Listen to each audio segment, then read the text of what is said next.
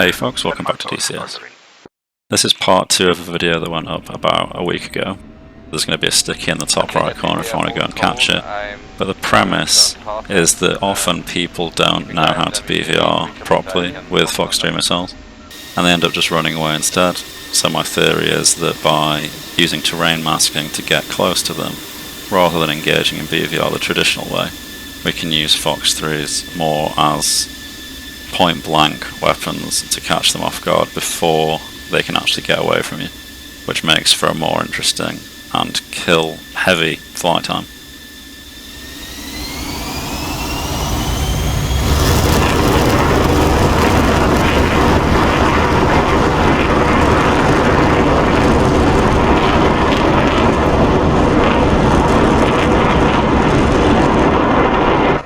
So in the last video we talked about BVR missiles effectively being more of an area denial type weapon, where kills at BVR simply won't happen until you end up getting within 10 miles, and if you end up engaging someone beyond 10 miles they just run away.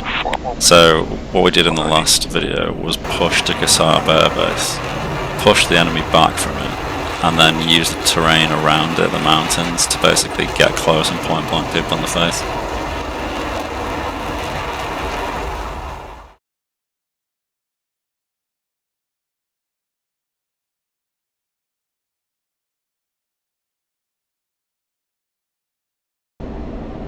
In the last video we took off from Bandar Abbas, we pushed the enemy back past Kasab, and then we ended up trading 1-for-1 for that flight.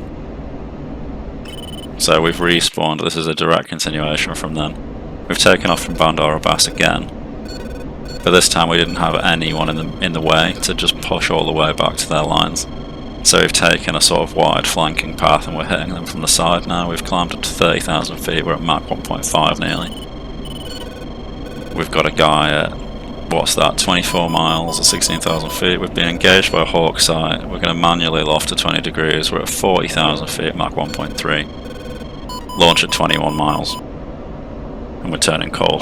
So this is traditional BVR. Oh, really? But after this, especially with being engaged by a hawk sight, we're going to lose our altitude.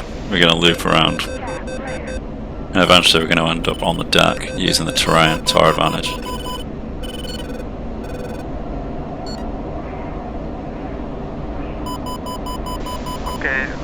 So we're losing altitude as we defend the hawk sight. We have actually been launched on by a Fox-3 as well. Much like part 1, there'll be a TacView debrief at the end of this so we can figure out where that Fox-3 came from.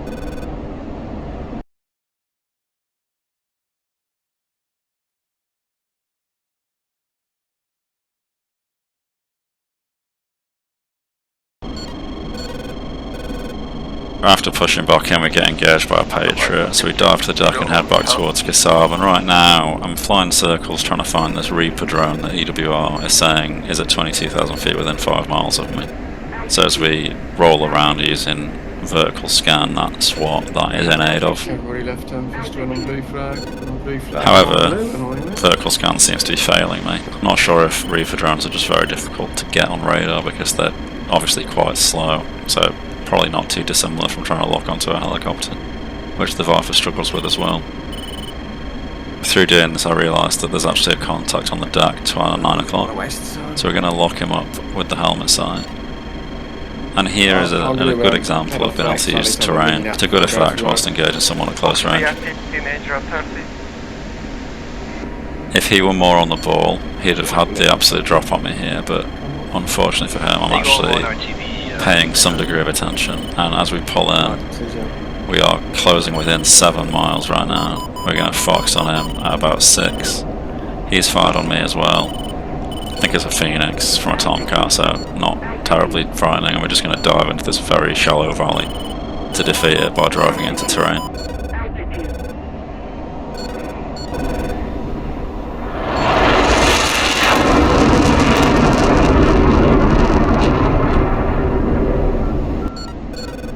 Surprisingly, after that launch, he isn't dead.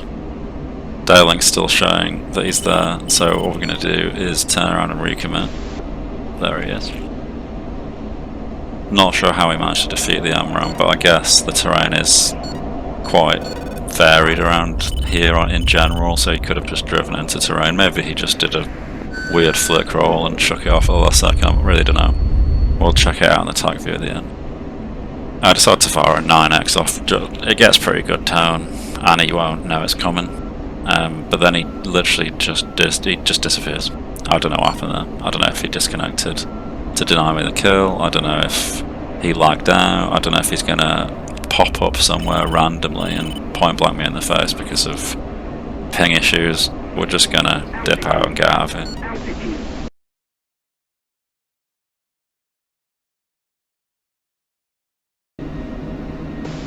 So there wasn't anyone else to shoot at, so despite having missiles left, our fuel state's not great anyway, so I figure we'll go land. And I'm aware that you're not meant to land from this side of Kasab, but yeah.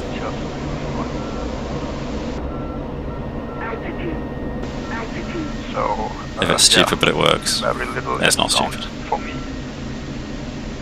So we get pretty damn close to this ridge as we come in. You can see it's actually kicking dust up on the external footage. We want the runway threshold to be at the 2.5 degree mark. We want our speed to be about 160. And we want to touch down with about 10 to 12 degrees of AOA.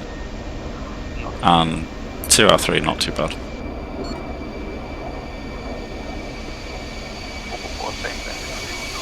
Keep the nose up for some aero braking. Let the nose fall on its own.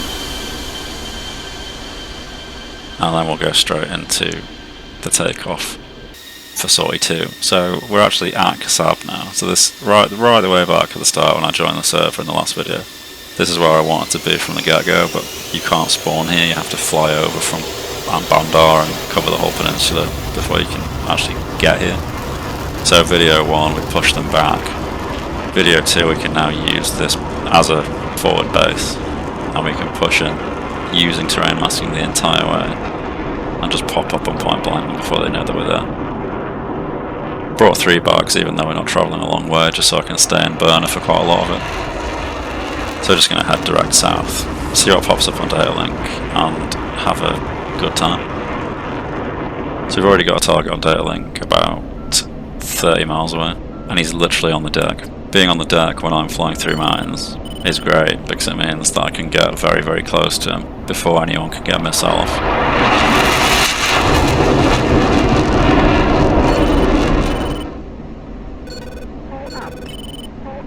And with the Viper's data link, I can just use the helmet sight to lock him after tracking him through terrain, which means I will lock him the literal second I get eyes on, and then I can just spam an AMRAAM off him within 10 miles. And he'll not be able to do anything about it. There he is. Plan is to just keep on this course and try and intercept him at near enough point blank range. And fingers crossed he doesn't know that we're coming. Which he might well do. Thorax pop-up engine 220, 5 miles, engines 1.2, that's below hills in the valley. He is now within 20 miles. He's climbed a tiny bit to 1,000 feet, but he's still pretty quick. Now 2006 miles, this is 4 above the mountains. Cold.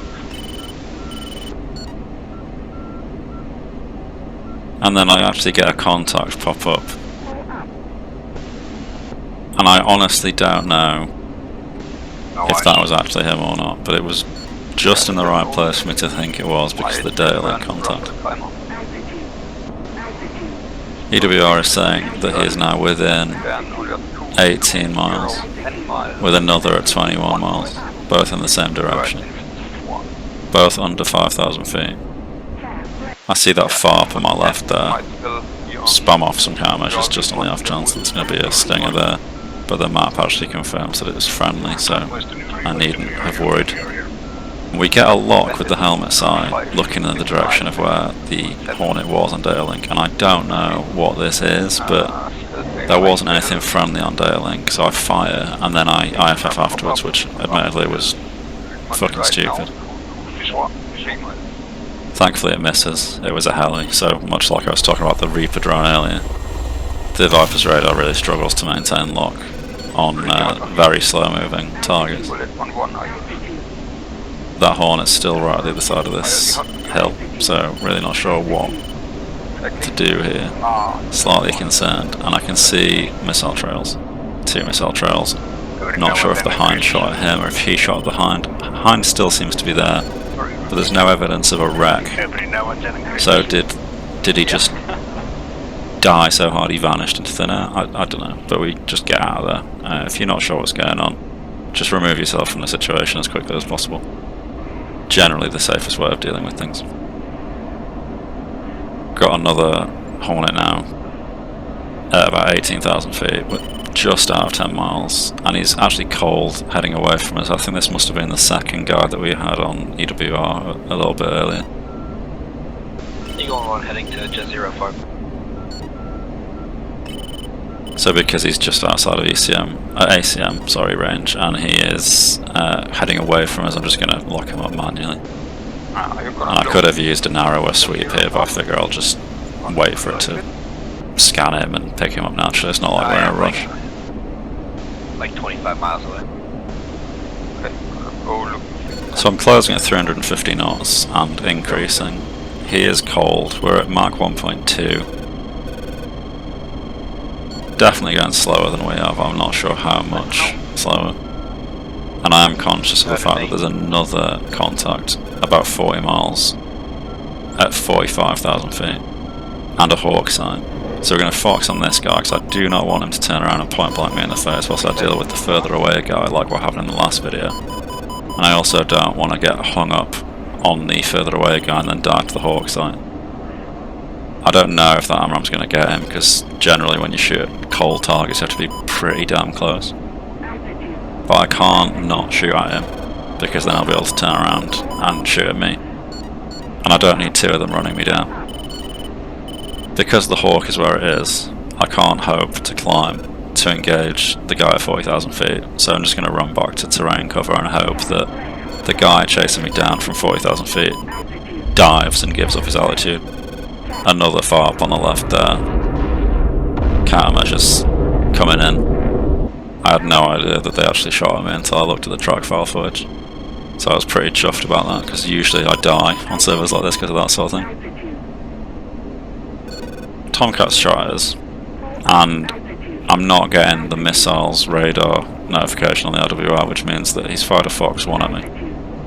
EWR is saying that he's 12 miles behind me. That Fox-1 is never, ever going to get me at 12 miles in a tail chase.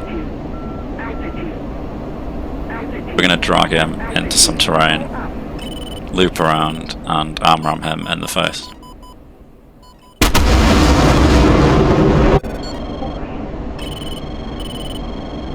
So surprisingly he still has a lock on me to my back left, so I'm going to roll right around this little mountain. Hopefully I'll break line of sight for long enough to find him on the helmet site, or on the data link page rather, which I have, so I'm marking him up. And I think he actually does still have direct line of sight. So we lock him up. He is over water, and I have terrain directly in front of me, so we're going to Fox-3 on him, and then just dive straight back to cover. And he is probably already dead. And we'll definitely drive test launch into terrain. Scoreboard is saying we now have 5 kills. We had 1 at the beginning of this video from the last video. We're just going to RTB.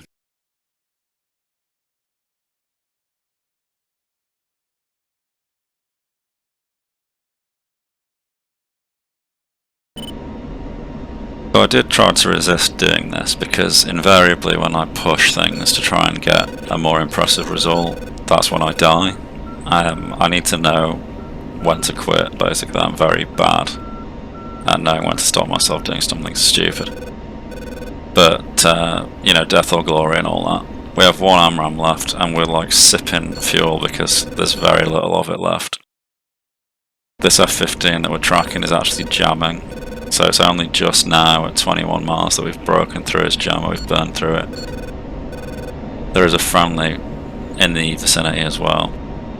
Currently this guy is kind of hot, but he hasn't fired at me. So I manually loft at 15 degrees, we're just under Mach 1 at like 30k.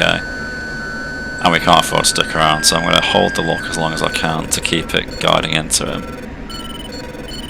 But then we end up losing the lock, so there's no reason to stick around. We're just going to bug out, head back to base. And when we get down, that will be the end of the cockpit footage for this video, and we'll be transitioning to the TacView. And as you can see, I'm actually approaching the airbase from the correct direction this time, for all the people that were having an aneurysm about it last time. So we're aiming for that 2.5 degree mark on the runway threshold again. We're aiming for about 10 to 12 degrees of AOA and under 160 knots, 140 ideally, because we're pretty clean and we've got very, very little fuel. There we go, that was pretty much textbook. Maybe it could have been a tiny bit more gentle as we touched down, but I'm not complaining, pretty happy with that. So again, maintain the aero braking, and then when we get to about 100 knots, the nose will start to drop by itself. Nice gentle touchdown. Let's transition into the TacView debrief.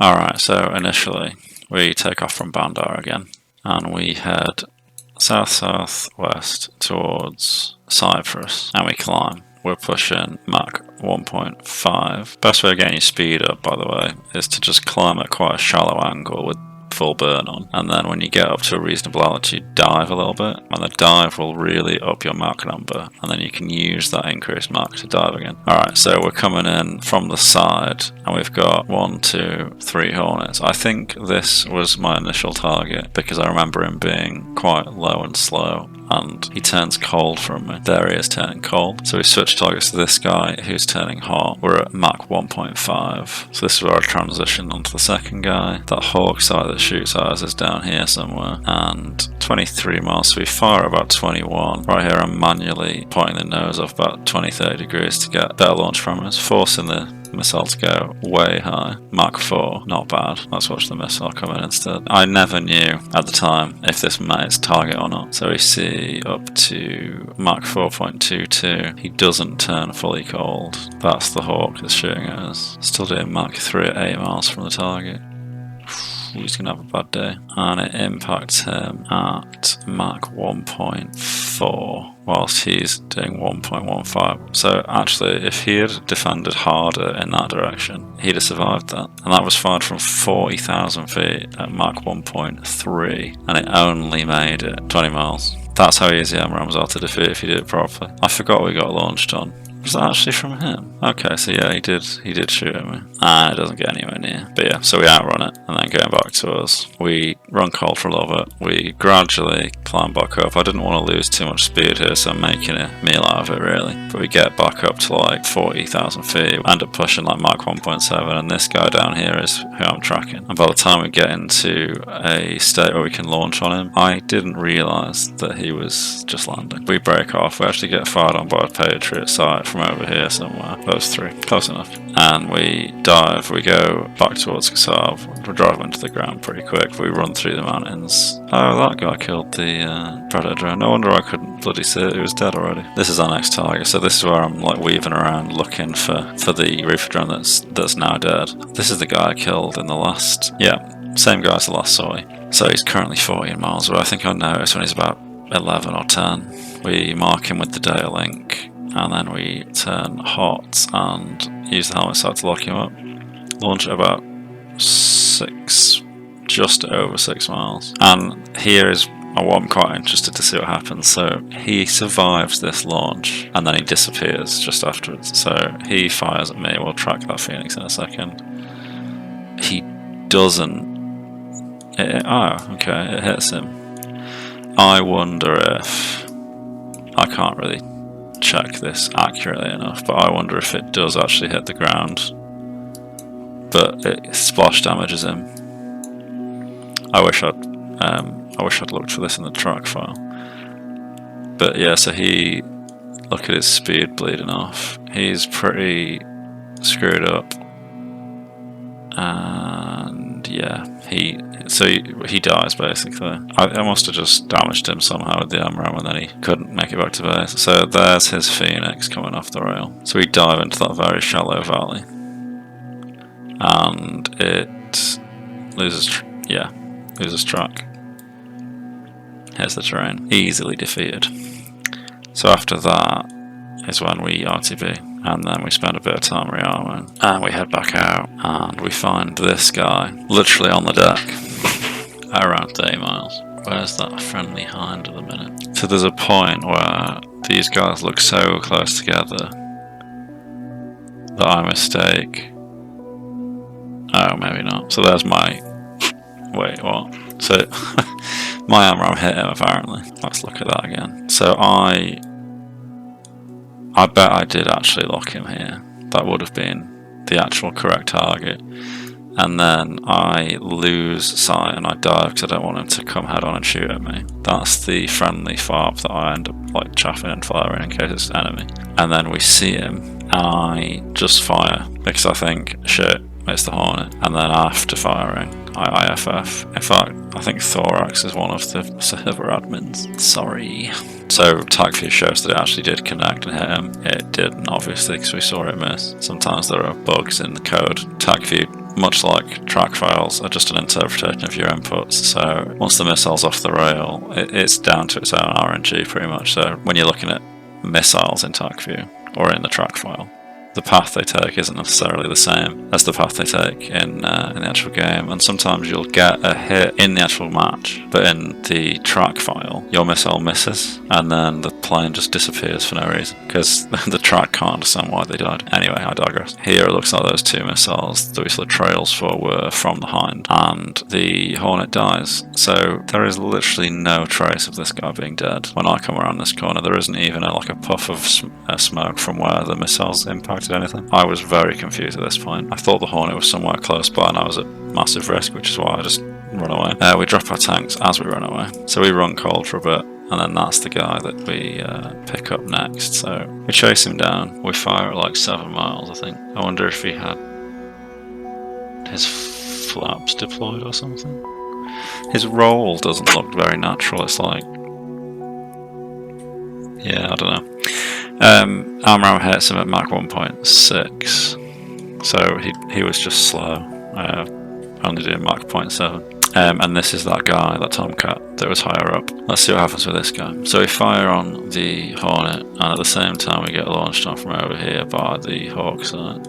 We immediately drive, or maybe not. I wonder if these have some kind of system in them that stops them from hitting the deck. Because I feel like it. Oh, maybe not. I just didn't dive for long enough. We run it out of energy though. Oh yeah, and then I forgot about this. So I actually did start flaring before I was actually exposed. And did they ever track? No. I feel like I got lucky there though, so almost every time I play on this server I end up dying to a little fucking AI that I didn't know was there. It's very supremely aggravating. Phoenix coming in at me as well. So it made it seem as if he fired a Sparrow at me initially, so that's pretty weird, unless you can fire Phoenixes in a Fox-1 mode where it never goes active. I guess he must have just done that then. So we outrun that Phoenix. Phoenixes just seem a bit shit, to be honest. They never get very quick. Well, let's see what it came off the rail. 2.45. Wow, so it's lost a Mach of speed already in that time frame. They seem pretty worthless to me, Phoenixes, unless you're at like Mach Jesus in space. They seem like a bit of a shit thing to carry around. So he does lose all his altitude.